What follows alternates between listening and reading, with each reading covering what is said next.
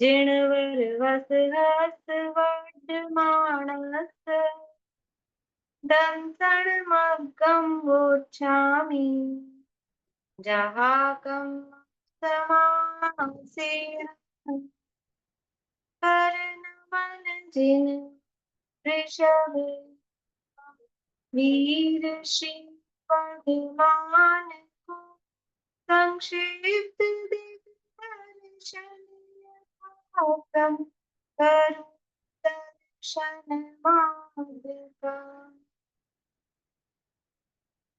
अष्टपावटी नामक एक ग्रंथ है, श्रीमद् भगवत कुंद कुंदाचार्य देव द्वारा रचित। के अंतर्गत यहाँ दर्शन पाहुड़ की चर्चा चल रही है, जिसके अंतर्गत दर्शन अर्थात श्रद्धान की महिमा, श्रद्धान की महिमा बताने के लिए दर्शन पाहुड़ लिखा है। तब कुंद कुंद आचार्य के समय में तो कुछ कुछ जो साहित्य की रचना होती है वो परिस्थिति वश भी होती, कैसा माहौल चल रहा है। तो उस समय कुंद कुंद आचार्य के समय में मुनि राजों में भी शिथिलाचार बढ़ रहा, मतलब चालू हो गया था। अभी अभी की तो क्या हालत करें, मतलब उस समय उनको वो शिथिलाचार सहन नहीं था। यानी 2000 2500 साल पहले क्या शिथिलाचार होगा, मतलब आज की स्थिति हम देखते हैं तो क्या है, हमको लगता है आज है शिथिलाचार, लेकिन उस समय आज के हिसाब से तो कोई शिथिलाचार हमको लगेगा ही नहीं। लेकिन उस समय भी जो मुनिराजों की चर्या होनी चाहिए उससे हीन आचरण होने लगा, तो शिथिलाचार बढ़ रहा था और श्रद्धान से भी रहित इस तरह की स्थितियां हो रही थी। तो इसलिए उन्होंने सबसे पहले श्रद्धान की कि मुनि दशा है वो बिना सम्यक दर्शन के, यानी भावलिंग के बिना मुनि दशा नहीं होती है, सच्ची मुनि दशा नहीं होती है। तो श्रद्धान का क्या महत्व है वो यहाँ बताया। अकेले बाहरी क्रिया कर ले, दशा धारण कर ले और दूसरे लोग भी उसको देख के समझे कि हाँ यही वंदने योग्य है, और स्वयं भी अपने आप को पूज्य माने, तो वो उचित नहीं है। इसलिए ये सबसे पहले दर्शन पाहुड़, सर्वप्रथम दर्शन पाहुड़ यहाँ पर लिखा गया है। देखिए इसकी कल अपन ने चर्चा की थी। सबसे पहले तो यहाँ दर्शन की अ, महिमा बताते हुए कहा था दूसरी गाथा में कि दर्शनहीन की वंदना नहीं करनी चाहिए। फिर कहा कि जो दर्शन से भ्रष्ट है वही वास्तव में भ्रष्ट है, वो महाभ्रष्ट है। चारित्र से भ्रष्ट हुआ वो उसको भ्रष्ट नहीं कहते, क्योंकि वो तो सुधर जाएगा, उसको निर्माण हो जाएगा। लेकिन यदि श्रद्धान ही जिसका विपरीत है उसको निर्वाण की प्राप्ति नहीं हो सकती। फिर कहा कि अगर दर्शन से भ्रष्ट है, यानी श्रद्धान नहीं है, तो कितना ही ज्ञान कर लो, खूब अच्छी तरह से खूब सारे शास्त्रों का, दुनिया भर का, इधर का उधर का कोई सा भी ज्ञान शास्त्र का कर लो, तो भी कह रहे हैं वो संसार में ही भ्रमण करता है, आराधना से वो रहित है। तो फिर ठीक है, श्रद्धा नहीं है, ज्ञान तो बेकार है, तो फिर थोड़ा चारित्र ही पाल लिया जाए।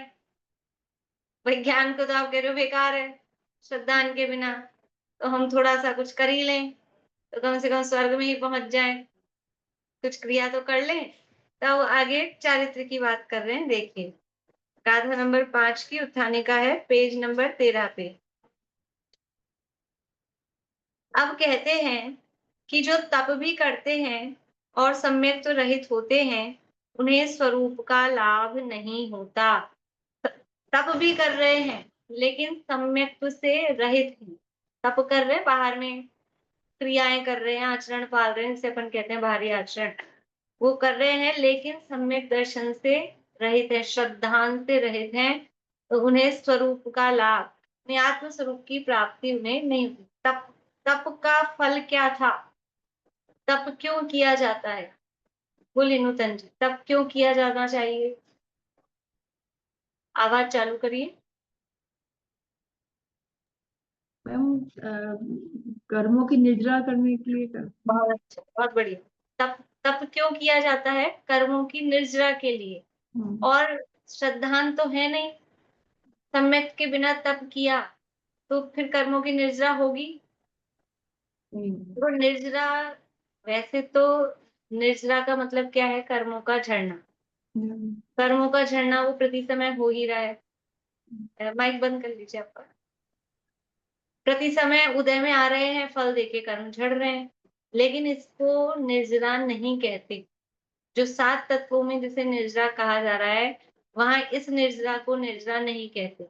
ये प्रति समय जो फल देकर कर्म उदय में आके खिल रहे हैं, इसको निर्जरा नहीं कहते। तो निर्जरा किसे कहते हैं? इस संवर सहित करे तप प्राणी मिले मुकति रानी।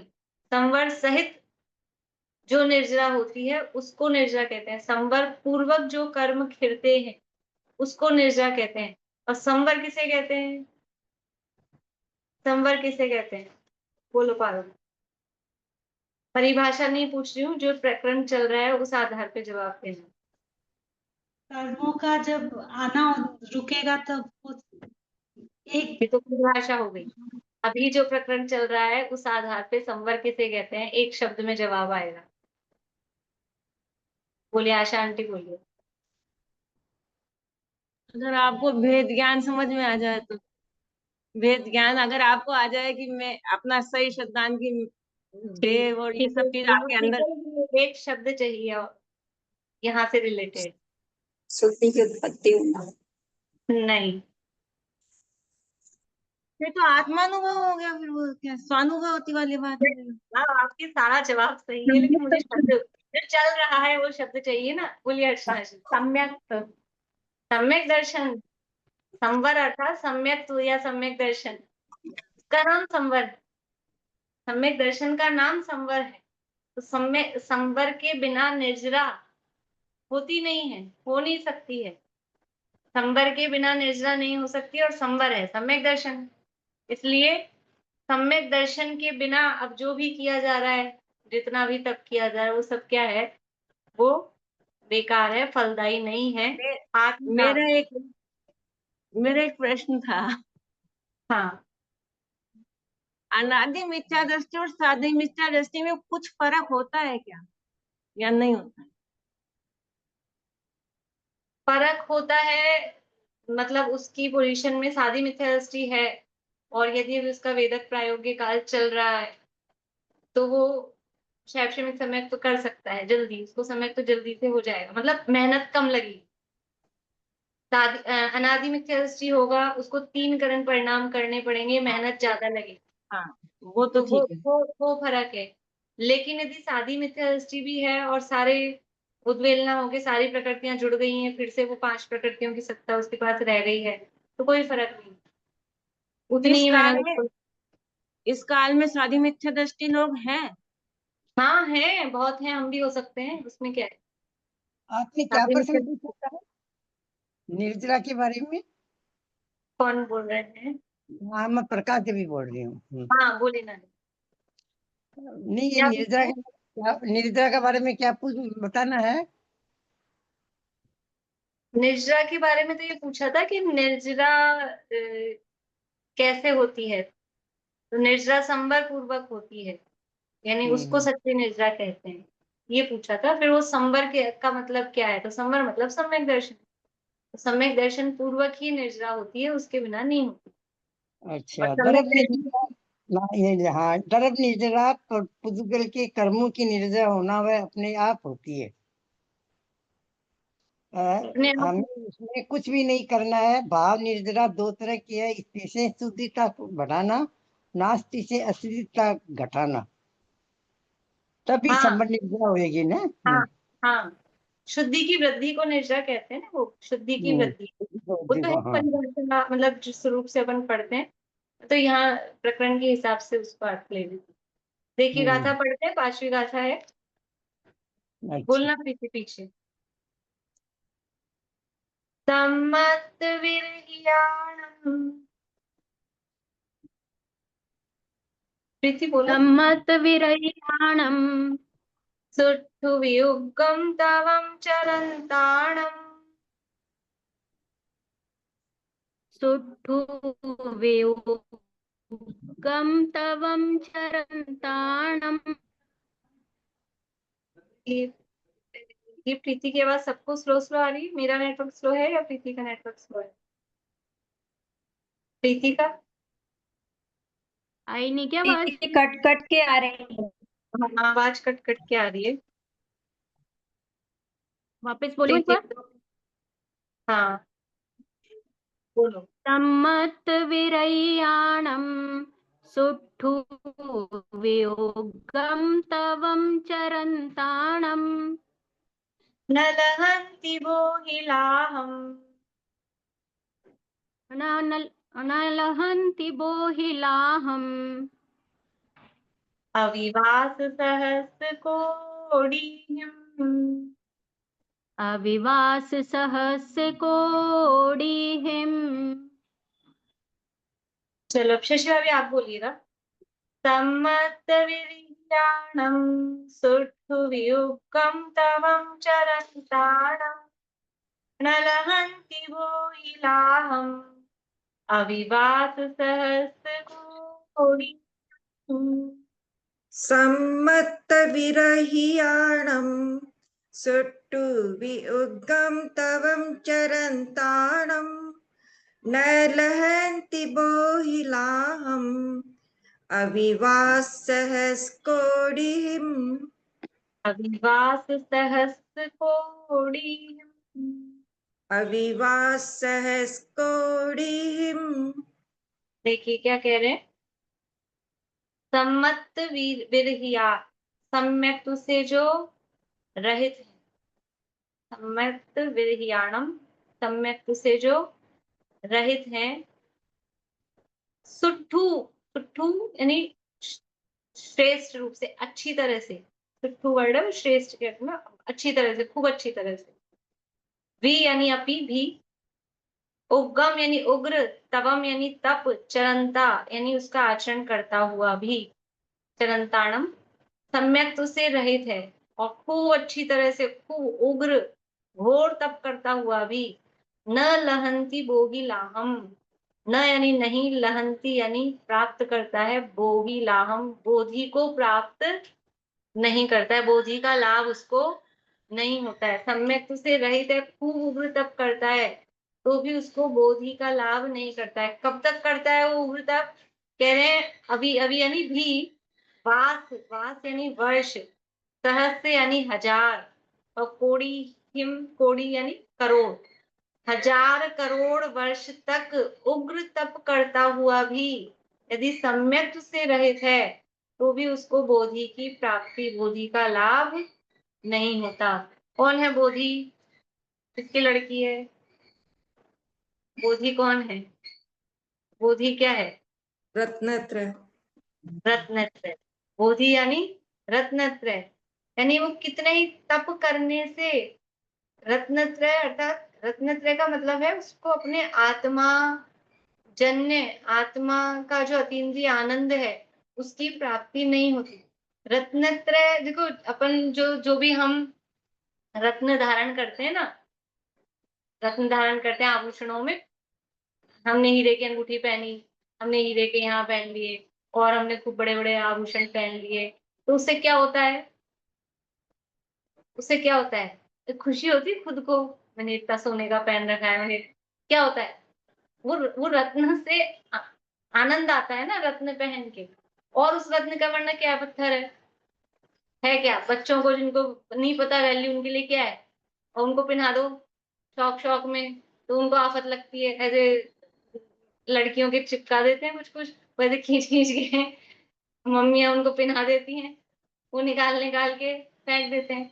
और जिसको वो, उसको खुशी मिलती है पहन के, बड़े हो जाते हैं वही चीजें पहन पहन के खुश होता है। तो ऐसे ही सम्यक तो रत्न है ये, रत्नत्रय, रत्न कह रहे हैं ना। इसका फायदा क्या है? होता क्या है इससे? कि आनंद की प्राप्ति होनी चाहिए, लेकिन आपको खूब तप किया और तप करने पर वो रत्न मिला ही नहीं। अब रत्न मिला ही नहीं तो फिर आनंद कहाँ से आएगा?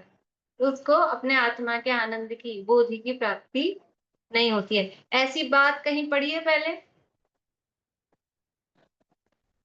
कहीं पढ़ी है क्या पहले ये वाली, इस तरह की बात? इस तरह की बात कह रही हूँ, नहीं ध्यान। 6 डाला में है ना, कोटि तप करें।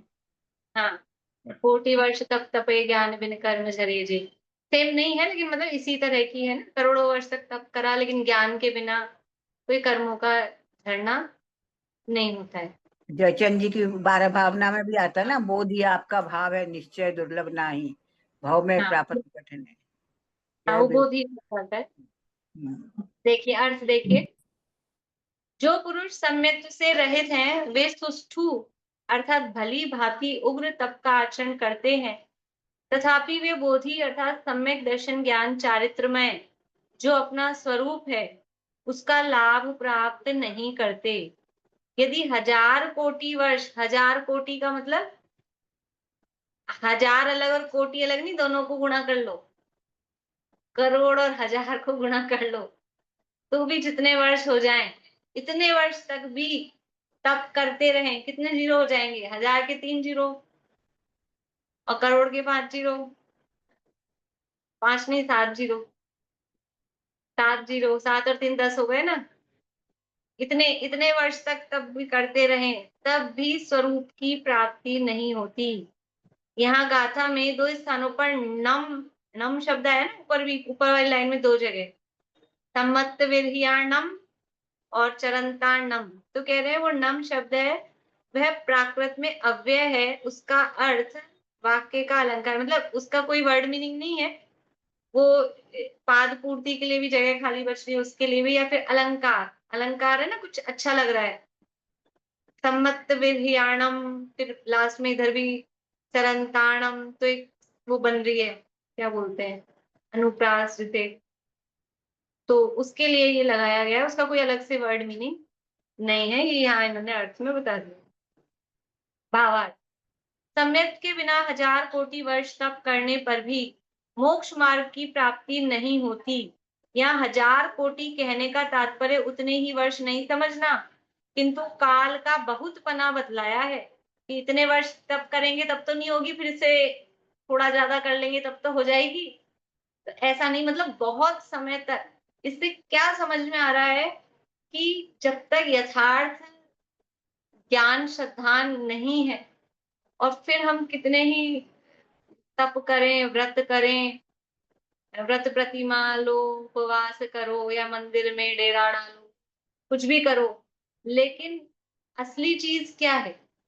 असली है कि वो हमारा बेस सही होना चाहिए।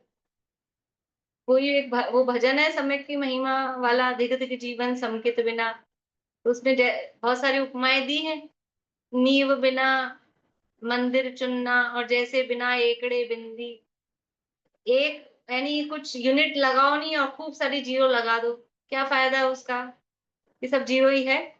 और इतनी सारी जीरो के आगे एक यूनिट लगा दी, कुछ भी 1 2 3 कुछ भी लिख दिया, तो उतने गुणाकार रूप से उसकी वैल्यू बढ़ती है। तो इतना कुछ भी तप किया, लेकिन अगर सम्यक तो नहीं है तो वो जीरो है, बिना एक का जीरो है, कोई उसकी वैल्यू नहीं है। और यदि सम्यक तो सहित करे तप प्राणी मिले मुक्ति रानी, सम्यक तो सहित थोड़ा भी तप करेगा तो मुक्ति की प्राप्ति निश्चित है। और मुक्ति के लिए बाहर में इस तरह के बहिरंग तप करना, उग्र तप करना, वो अनिवार्य भी नहीं है। असली जो तप है जिससे मुक्ति की प्राप्ति होती है वो तो ध्यान तप है, वो कंपलसरी है, वो सबके होगा ही, उसके बिना मोहनीय कर्म का नाश कैसे होगा, और फिर 3 घाती कर्म का नाश कैसे होगा, और फिर योगों का निरोध कैसे होगा, और फिर बचे कुचे अघातिया कर्मों का नाश कैसे होगा।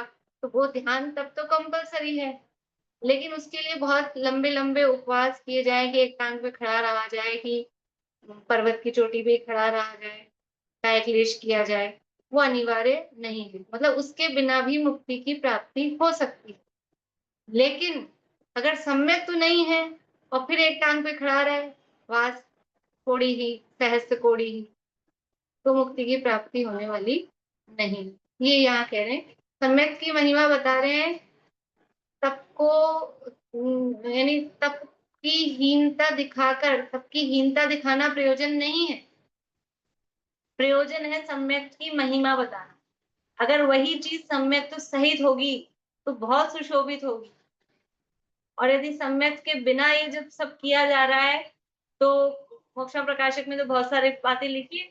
उठठरी की शोभा जैसे है कि मुर्दे को, अर्थी को कितना सजाओ, तो खुश होने वाली बात है क्या? तो वो ऐसा ही है, सम्यक के बिना ये सब जो भी किया जा रहा है वो सब व्यर्थ है। तो यह 1000 कोटि कहने का तात्पर्य उतने ही वर्ष नहीं समझना, किंतु काल का बहुत पना बतलाया है। तप मनुष्य पर्याय में ही होता है और मनुष्य काल भी थोड़ा है, इसलिए तप के तात्पर्य से यह वर्ष भी बहुत कम कहे हैं। यानी तप जो होगा वो मनुष्य पर्याय में होगा और मनुष्य का काल भी, मतलब ये जो कहा है ना 1000 करोड़ वर्ष, ये क्यों कहा है कि मनुष्यों की अपेक्षा से, देवों की अपेक्षा से कहते हैं सागरों की आयु है, लेकिन देवगति में तप होता नहीं है ना, इसलिए उनकी, अगर ऐसा कहते, ऐसा क्यों नहीं कहा आचार्य ने कहा था सागरों तक तप करे तो भी उसको बोधि लाभ नहीं होगा। तो सागरों तक तप कहते तो अच्छा लगता थोड़ा सा, ये 1000 करोड़ में क्या लगता है कि सागरों तक तप कोई कर नहीं सकता ना, क्योंकि तप करने वालों की आयु नहीं होती सागरों, तप करने वालों की आयु मैक्सिमम कितनी होगी, कितनी आयु होगी तप करने वालों की मैक्सिमम? 1 कोटि पूर्व। 1 कोटि पूर्व, 1 कोटि पूर्व की होगी, इसलिए उसी के अंदर उसी रेंज में ही तो बात करेंगे, इसलिए 1000 करोड़ वर्ष यहाँ पर कहा है। देखिए सरल है गाथा, गाथा और पद्यानुवाद का पाठ करते हैं। रेणु जी आप बोल लीजिए गाथा भी और पद्यानुवाद भी।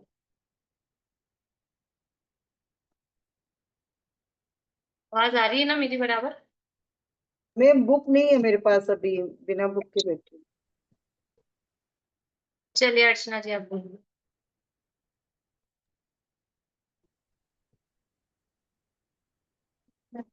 सम्मतविरह्याणं सोत्थुविउग्रं तवं चरन्ताणं नलहन्ति वोहिलाहम् अविवास सहस्र कोटिहिम्।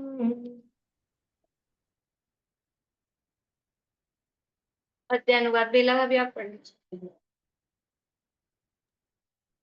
यद्यपि करे वे उग्र तप, यद्यपि करे वे उग्र तप शत सहस्र कोटि वर्ष तक, पर रत्न त्रय पारी नहीं सम्यक विरहित साधु सब।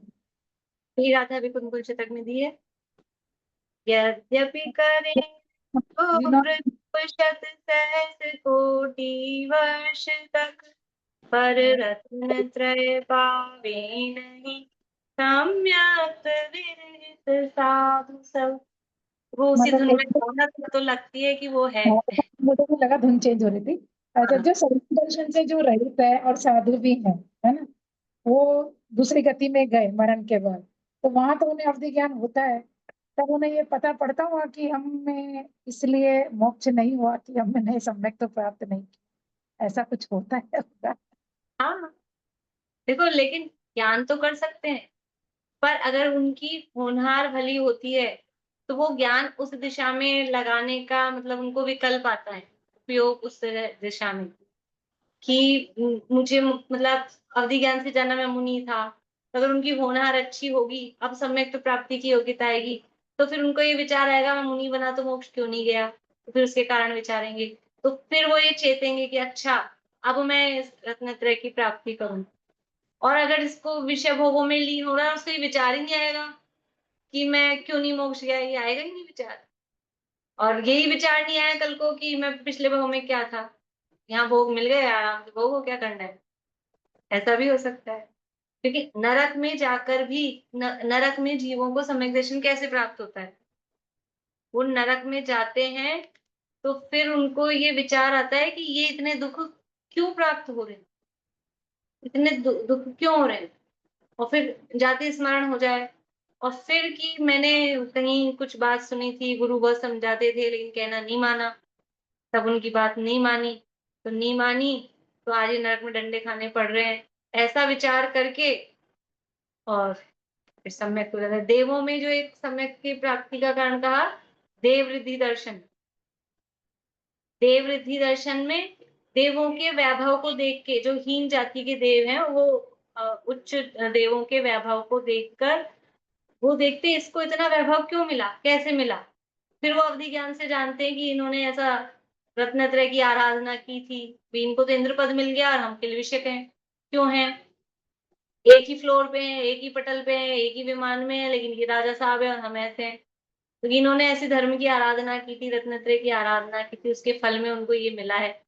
तो ऐसा विचार करके उसको भी रत्नत्रय की महिमा आती है और वो भी सम्यक प्राप्त कर लेते। तो वो होनहार भली होती है तो ऐसा विचार विकल्प आता है, नहीं तो फिर वो ईर्ष्या में जलता मरता रहता है।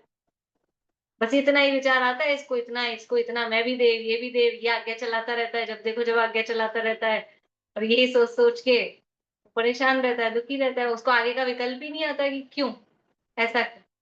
हमारे साथ नहीं होता है ऐसा। हम केवल अपनी प्रतिकूलताओं को, या मतलब जहाँ हमारे बराबर वाले जो भी हैं, एक की आज्ञा चल रही है, एक की बात मान रहे हैं, एक को सब अनुकूलताएं मिलती है और अपने का अपना ना यश होता है, ना अनुकूलता मिल रही है, ना कहना मान रहे हैं। बस उससे ईर्ष्या ईर्ष्या चलती रहती है, लेकिन ये विचार नहीं करते कि इसकी क्यों मान रहे हैं, इसका क्यों यश हो रहा है, और वही काम मैं कर रहा हूं तो मेरा यश क्यों नहीं हो रहा है। ये विचार करें तो ये समझ में आए कि उसका यश हो रहा है, उसकी आज्ञा मानी जा रही है, इसका मतलब कुछ ऐसा किया होगा। और हमारा यश में हम कर करके मर जाते हैं, हमारे को तो कोई पूछता ही नहीं है, नाम ही नहीं लेता, बोलता ही नहीं है। क्यों नहीं ले रहा नाम? इसका कारण क्या है? इसका कारण अपने ही कर्म है, अपने ही पूर्व के भाव हैं। ये विचार आए, भली होनहार होती है तो ये विचार आता है, और नहीं तो फिर वो कषाय में जलते हैं। देखिए आगे, ऐसे पूर्वोक्त प्रकार सम्यक के बिना चारित्र तप को निष्फल कहा है। यानी चौथी गाथा में ज्ञान को निष्फल कहा, यहाँ पांचवी गाथा में चारित्र को यानी तप को निष्फल कहा। अब निष्फल ही निष्फल है, कुछ अच्छी बात भी बता दो। तो कह रहे हैं अब सम्यक सहित सभी प्रवृत्ति सफल है, ऐसा कहते हैं। यदि सम्यक सहित ये सब करोगे तो सब अच्छा है, सफल है। देखिए गाथा पढ़ते हैं। मीना चाची आप बोलिएगा पीछे। सम्मतनाण दंसण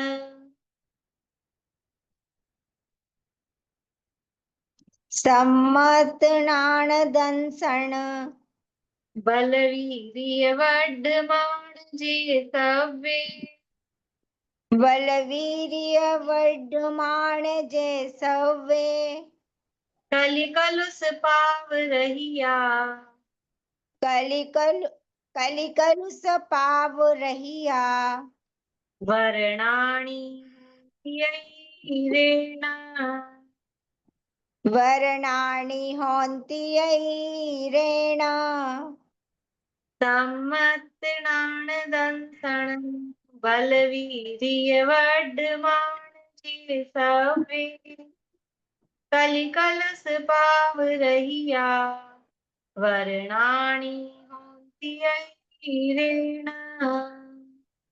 सम्मतनाण दंसण बलवीर्य वर्धमाण जय सव्वे कलिकलुष पाव रहिया वर्णानि होन्ति यैरेण। पाव है ना, पाव पाव होता है आजकल चलता है पाव। ये पाव का अर्थ क्या है? पाव यानी पाप। नहीं। देखिए सम्मत नाण दंसण बल वीर्य, क्या कह रहे हैं? सम्यक्त्व यानी सम्यक्त्व, सम्यक दर्शन, नान यानी ज्ञान,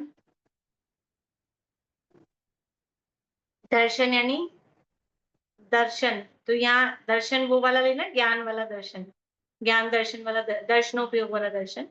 और सम्यक्त्व यानी वो श्रद्धा। सम्यक्त्व ज्ञान दर्शन, बल यानी बल, और वीर्य यानी वीर्य, बल और वीर्य दोनों मतलब एकार्थवाची जैसे ही हैं लेकिन अलग अलग दिया है। वर्धमान यानी वर्धमान, वर्धमान, महावीर भगवान को याद किया है? नहीं, महावीर भगवान को याद नहीं किया है। यहाँ वर्धमान का मतलब है बढ़ते हुए। वर्धमान यानी बढ़ते हुए, जे यानी जो, सब्वे यानी सब। अभी अर्थ अपन जोड़ेंगे, अभी शब्द अर्थ देख लीजिए। कली कलुष पाव रहिया, कली कलुष, कलिकाल, कली यानी ये कलिकाल। कौन सा है कलिकाल? जो पंचम काल है इसको कलिकाल बोलते हैं। तो ये कलिकाल यानी इस पंचम काल के कलुष यानी जो इसका कलुषित है, ये जो कलिकाल है ये कलुषित है, मलिन है, उसके पाव रहिया, पाव रहिया यानी पाप से रहित हैं। वर्णानी, वर यानी उत्कृष्ट श्रेष्ठ, नानी यानी ज्ञानी, होंती यानी होते हैं, ऐरेण, ऐरेण का नीचे संस्कृत में दिया है अचिरेण, यानी चिरकाल में नहीं होते, लंबे समय में नहीं होते। अचिरेण यानी थोड़े समय में, कम समय में, अल्प समय में ही हो जाते हैं। ऐरेण अचिरेण यानी शीघ्र ही, सीधा सीधा ऐसा अर्थ है, शीघ्र ही वो उत्कृष्ट ज्ञानी हो जाते हैं। देखिए अर्थ देखिए एक बार। जो पुरुष सम्यक ज्ञान दर्शन बल वीर्य से वर्धमान है तथा कली कलुष पाप अर्थात इस पंचम काल के मलिन पाप से रहित हैं, वे सभी अल्प ज्ञान में वर ज्ञानी, वर ज्ञानी यानी श्रेष्ठ ज्ञानी। कौन सा है श्रेष्ठ ज्ञान? केवल ज्ञान। अल्प ज्ञान में ही वर ज्ञानी, अल्प काल में वर ज्ञानी अर्थात केवल ज्ञानी होते हैं। तो सम्यक की क्या महिमा है? सम्यक के साथ हैं तो फिर वो ज्ञान दर्शन बल वीर्य सब बढ़ता जाता है। फिर वो तप कर रहे हैं तो भी, कम कर रहे हैं तो भी, वो यदि सम्यक के साथ हैं, सम्यक तो पूर्वक ये सब करते हैं, तो वो उससे वर्धमान है, तो वो अल्प काल में ही उत्कृष्ट ज्ञानी अर्थात केवल ज्ञान को प्राप्त करते हैं। सम्मत नान दंसन बल वीर्य वर्धमान जे सव्वे, कि जो इन सब से वर्धमान है, सम्यक से वर्धमान है, श्रद्धान उनका बढ़ता जा रहा है, ज्ञान बढ़ता जा रहा है। ज्ञान बढ़ता जा रहा है का मतलब है कि बहुत सारा ज्ञान हो जाए कोई जरूरी नहीं है, लेकिन कषायों की मंदता से सूक्ष्म विशेष होता जा रहा है, उसका नाम है। और वो जो ज्ञान है वो ज्ञान आत्मज्ञान बढ़ता जा रहा है, ऐसा समझना। शास्त्रों का ज्ञान बढ़ता जाए ऐसा कोई जरूरी नहीं। मान लो अभी शुक्ल ध्यान में नहीं पहुंचे हैं तो भले ही शास्त्रों का ज्ञान कम, लेकिन फिर भी उनका ज्ञान बढ़ता जा रहा है, क्योंकि वो श्रद्धान बढ़ रहा है। तो एक गुण जिस दिशा में होता है सारे गुण उस दिशा में होते हैं। तो श्रद्धान अगर प्रगाढ़ हो रहा है तो ज्ञान में भी प्रगाढ़ता आ रही, और बाहर में कोई तपादी ज्यादा नहीं करते हुए भी चारित्र में भी प्रगाढ़ता आ रही, अंतरंग आत्मा की लीनता वो बढ़ती। और जब ये सब होता है तो फिर बाहर में तदनुरूप प्रवृत्ति यथा योग्य होती ही होती। तो सम्यक तो ज्ञान दर्शन बल वीर्य, वो बल वीर्य दोनों, बल का अर्थ भी वीर्य ही है वास्तव में, लेकिन समझ लो ऐसा बोलते हैं उनका बल और शक्ति। तो बल्क में हम और भी अन्य सारा बल, बाहरी बल भी ले सकते हैं, और वीर्य में अंतरंग गुण उस रूप से भी ले सकते हैं।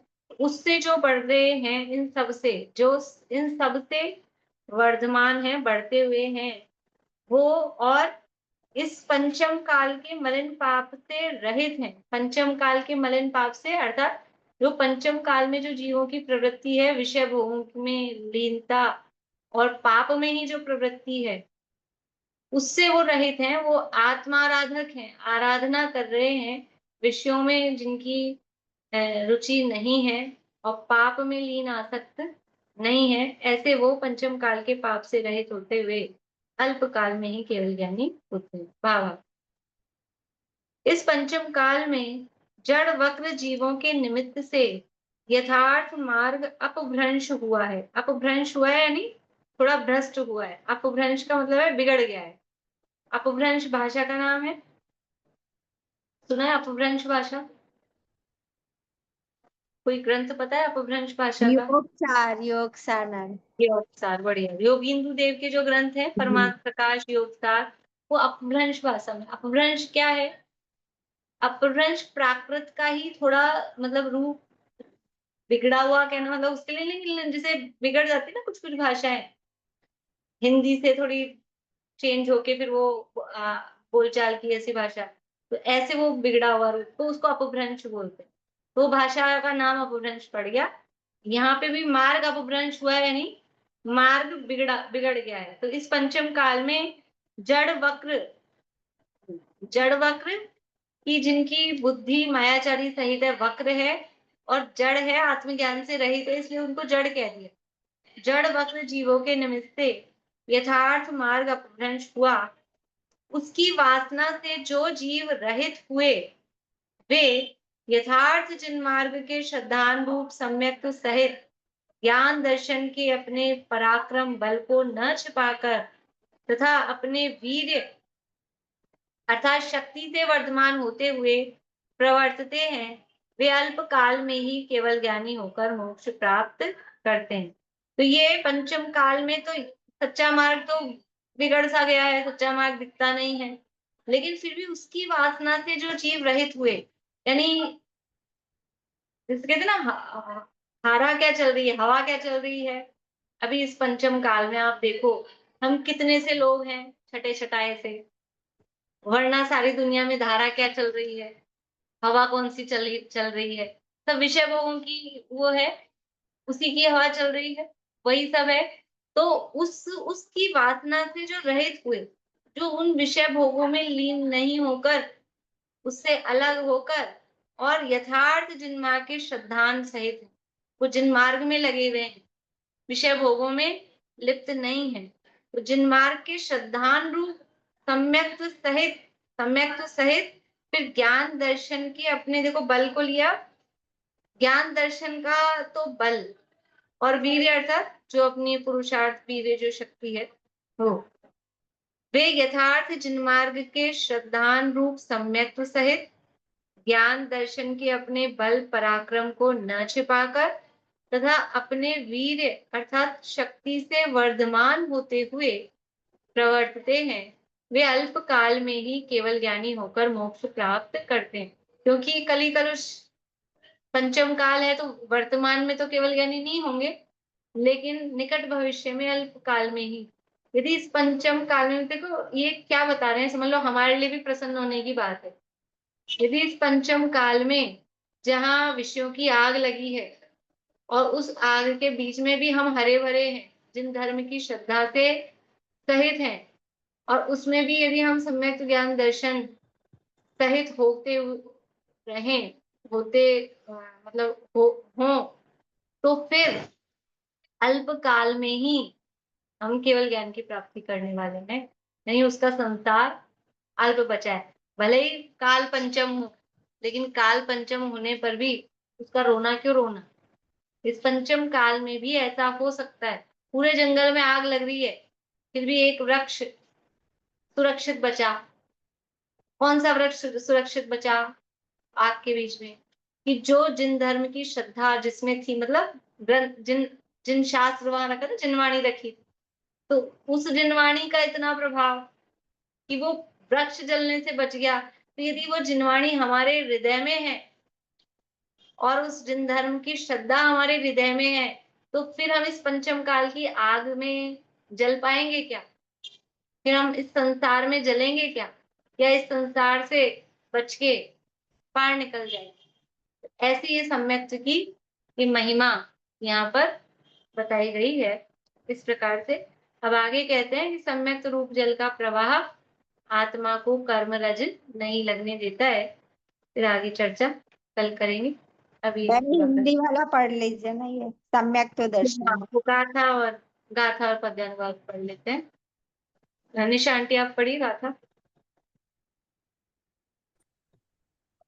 सम्मत्तनानतंसन बलवीर्य वर्धमान जे सव्वे कलिकलुष पावरहिया वर्णानि होन्ति अयि ऋणे। पूर्णिमा आंटी आप पढ़ लीजिए पद्यांतर।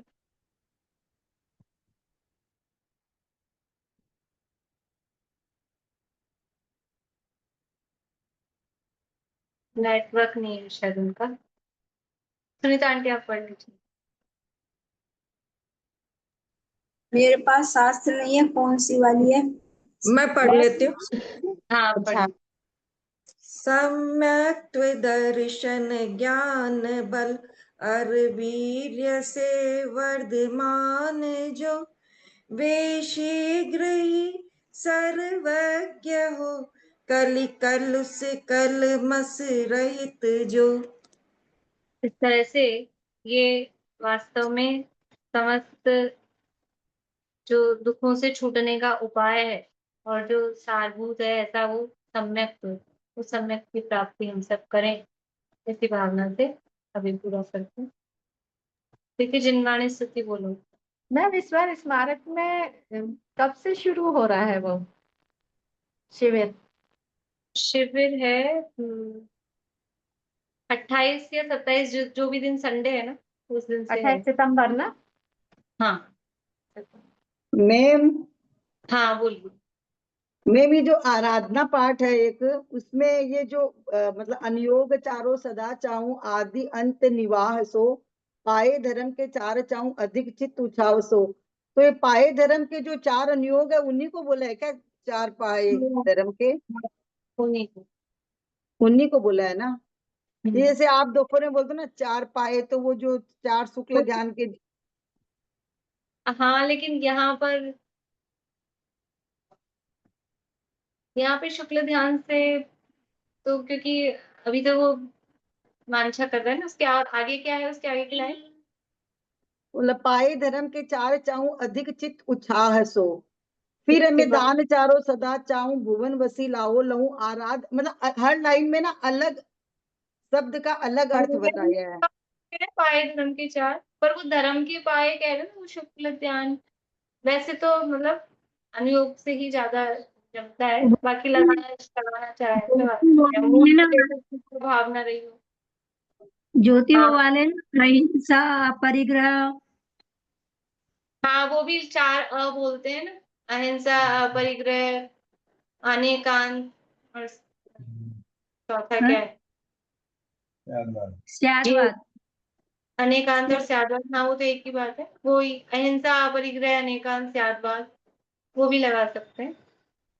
मतलब ये तो अहिंसा opposite है कि अपरिग्रह अनेकांत और साधवाद तो एक ही चीज हो गई। हाँ वही एक ही चीज है, इसलिए मतलब जो अपन लगाना चाहिए, बाकी लेखक की जो भावना रही हो उस पे है, अदरवाइज जो लगाना चाहे लग जाता है। चलो बोलो प्रीति। पर मैं नहीं करता तो मुझको भासता कुछ भी, अधिकार भी दिखे नहीं जग में अरे कुछ भी, निज अंतरंग में ही दिखे प्रभुता मुझे मेरी, निर्ग्रंथता की भावना अब हो सफल मेरी, बीते अहो आराधना में हर घड़ी मेरी।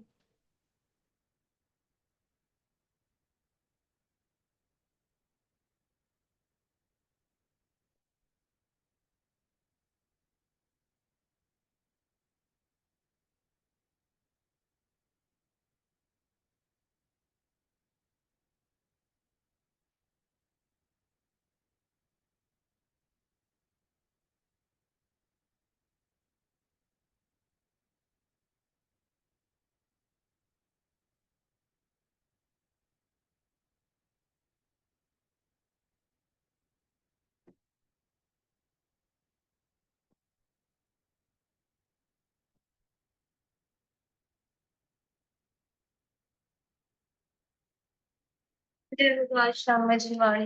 ओके जय श्री। मेहमत कहाँ बैठे हो आप? बिहार मम्मी के। अच्छा ठीक है। जय श्री।